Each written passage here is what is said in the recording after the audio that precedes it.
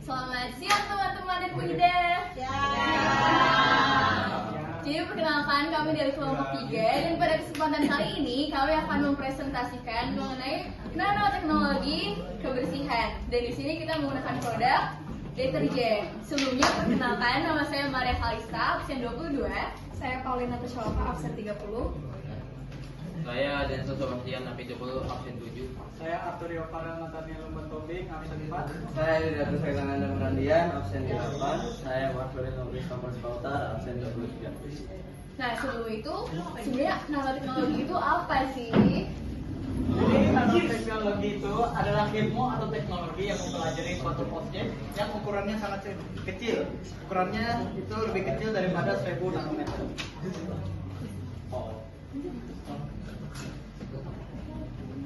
Nah, terus ada contoh pengaplikasian nanoteknologi.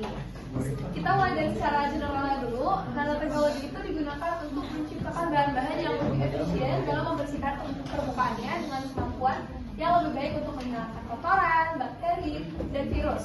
Partikel nano itu juga dapat berfungsi untuk meningkatkan daya serap dan daya pembersih serta menciptakan permukaan yang lebih tahan terhadap kotoran atau kontaminasinya. Jadi ini juga dapat mengurangi jumlah bahan kimia yang diperlukan dalam produk kebersihan. Nah, kalau secara spesifik khususnya di alat kebersihan, yang pertama itu misalnya ada di sampo dan kain pembersih, yang dimana kain dengan serat nanonya itu dapat meningkatkan daya serap dan meningkatkan debu yang lebih efektif. Terus ada pembersih permukaan dengan partikel nano, ada juga alat pembersih dengan teknologi anti mikroba, yang dimana penggunaan nanopartikel feraknya itu untuk mencegah pertumbuhan bakteri dan jamur. Dan yang terakhir ada pelapis permukaan anti noda, yang dimana pelapisnya itu berbasis nano yang membuat permukaan lebih tahan noda dan lebih mudah dibersih. Nah, jadi ini contoh produknya dan udah kita bawa juga deterjen baju dan pakaian. Lanjut. Nah, sekarang itu kita bahas apa itu deterjen. Deterjen adalah produk pembersih yang terbuat dari campuran bahan-bahan kimia. Contoh bahan-bahannya itu surfaktan sebagai komponen utamanya. Cara kerja deterjen. Deterjen merupakan zat yang bisa menyatukan dengan air dan minyak. Jadi saat dimasukkan ke dalam air rendaman, deterjen akan langsung mencari kotoran minyak yang ada di pakaian kita. Oke, di sini kita lanjut bakalan membahas sebenarnya apa aja sih bahan-bahan yang masuk dalam deterjen ini. Jadi di sini ada 3 komponen utama di deterjen. Yang pertama itu adalah surfaktan. Digunakan sebagai bahan dasar deterjen yang terdiri dari 22 sampai 30%. Terus ada bahan aditif, bahan builders, dan filler. Oke, di sini kita mau membahas mulai dari surfaktan. Jadi surfaktan itu adalah zat kimia yang dapat menurunkan tegangan permukaan cairan. Fungsinya menurunkan tegangan permukaan air sehingga dapat melepaskan kotoran yang menempel pada permukaan bahan. Nah, jadi surfaktan ini terbagi menjadi 3 jenis. Ada surfaktan anionic, kationik, serta non-ionik. Lalu yang kedua, di sini ada bahan utama yang kedua, fungsinya sebagai mengurangi ion kalsium dan magnesium sehingga deterjen dapat membersihkan dengan baik. Jadi contohnya ada sodium tripolysulfate, merupakan contoh penguat yang banyak digunakan. Jadi fungsinya ini ada menjaga kondisi alkali saat mencuci kotoran lemak, melindungi mesin cuci dari karat, menahan kotoran terhadap air cucian sehingga tidak kembali menempel pada pakaian.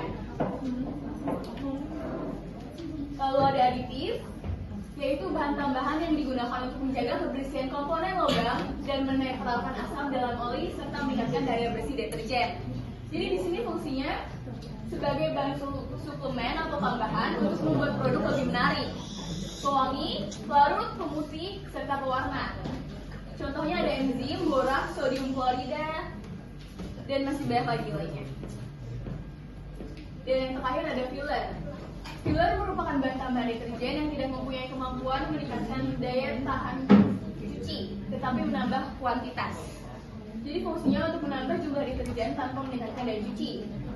Di sini contoh nyatanya ada sodium sulfat yang merupakan senyawa anorganik yang merupakan hasil reaksi antara natrium dan asam sulfat. Senyawa ini dikenal sebagai soda sulfat. Nah, tadi kan adalah contoh bahan-bahan komponen utama penyusun deterjen. Jadi di sini ada apa aja sih bahan-bahan nano yang terdapat pada deterjen. Jadi yang pertama ada nano bentonit, yang kedua ada nano nanosurfaktan. Ini adalah nano cair yang ramah lingkungan. Yang ketiga ada nanopartikel ZNO. Dan lanjut, kita bakalan ngebahas sebenarnya apa aja sih kegunaan serta manfaat dari deterjen. Oke, sekarang kita masuk ke kegunaan dan manfaat deterjen. Pertama kita kegunaannya dulu. Kegunaan deterjen adalah untuk membantu membersihkan kotoran. Manfaat deterjen adalah kemampuannya untuk membersihkan noda dan kotoran pada pakaian, menghilangkan bau, menjaga kelembutan kain dan lain-lain. Jadi kekurangan kelebihan produk, kelebihan dari deterjen cair ada yang pertama adalah tidak ada kemungkinan residu menempel. Yang kedua dapat digunakan untuk percucian dengan mengoleskan deterjen ke dalam bandel. Yang ketiga tentunya berfungsi sebagai gelas ukur. Keempat ampuh untuk noda minyak dan lemak. Kekurangannya berat dan tidak praktis.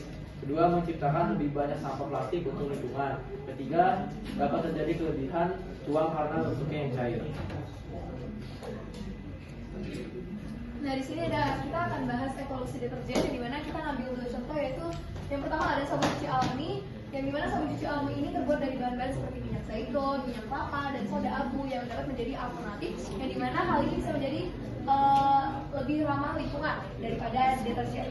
Yang kedua ada daun sirih, yang dimana daun sirih ini dapat digunakan sebagai pengganti deterjen yang memiliki sifat antibakteri dan dapat membantu menghilangkan kotoran dan bau yang tidak sedap. Nah,